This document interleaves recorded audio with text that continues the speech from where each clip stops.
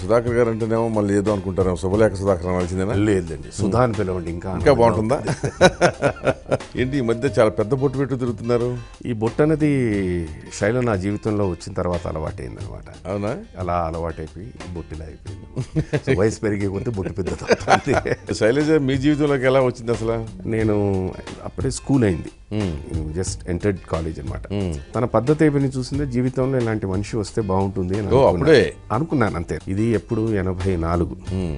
Final గా మా పెళ్ళైంది 89. ఈ 5 ఏళ్ళు బాలుగారు నన్ను వాచ్ చేస్తూ ఉన్నారట. అబ్బో, ప్రొఫెషన్ లో.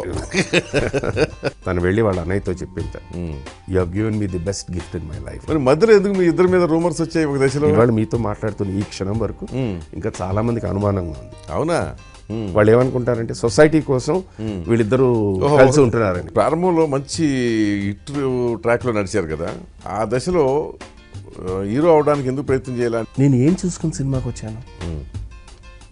అందమైన పర్సనాలిటీయా, లేకపోతే వెనకాల ఆస్తిపాస్తులా? సో మీ సినిమా కెరీర్ ఒడిదుడుకులు లేకుండా సాగటానికి మీ బావగారు బాలు గారిది ఎంత సపోర్ట్ ఉంది? We got married on 21st December 1989. ఆ రోజు నాకు 10 సినిమాలు.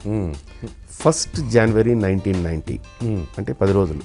ఈ 10 రోజుల్లో నా 10 సినిమాలు పోయి నా ఫిల్మ్ కెరియర్కి ఆటంకం పడి. ఎందుకని తెలియదు. అది అంటే మీరు మద్రాసు వదిలి రాకపోవటం ఒక లోపం అయి ఉండొచ్చుగా. సినిమాకి మీరు అవసరం అంటే మీరు అంటార్క్టికాలో ఉన్నా కూడా వాళ్ళు తీసుకొస్తారు. మీ అవసరం లేదు అంటే మీరు పక్కన ఉన్నా గుర్తించారు. మీరు చెప్తున్న దాన్ని బట్టి పెళ్ళైనప్పటి నుంచి మీకు ఆర్థిక ఇబ్బందులు ఉన్నాయి.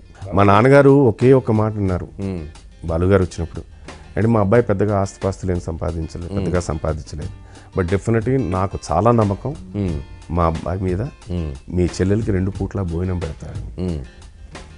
అలాంటి దీంట్లోంచి ఒక పూట భోజనం పెట్టడం కూడా చాలా కష్టమైపోయింది. ఆయన సహాయం పొందాలన్న ఆలోచన కానీ, పొందడానికి ప్రయత్నం కానీ, లేదా ఆయనకు తెలిసి ఆయన ఏమో సహాయం చేయటం కానీ వద్దు. ఒక పూట భోజనం చేయకపోతే మనం బతకలేమా? అంతే.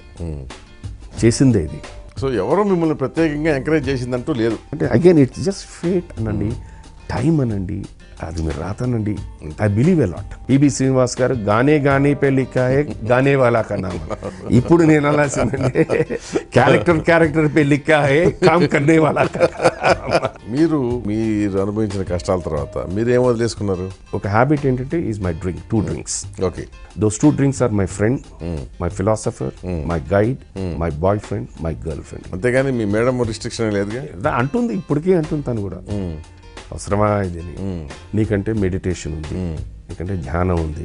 See, you do a meditation by closing your eyes. I do a meditation by going like this. Senior నటుడు శుభలేఖ సుధాకర్తో ఓపెన్ హార్ట్ విత్ ఆర్కే ఆదివారం రాత్రి 8:30 గంటల 30 నిమిషాలకు.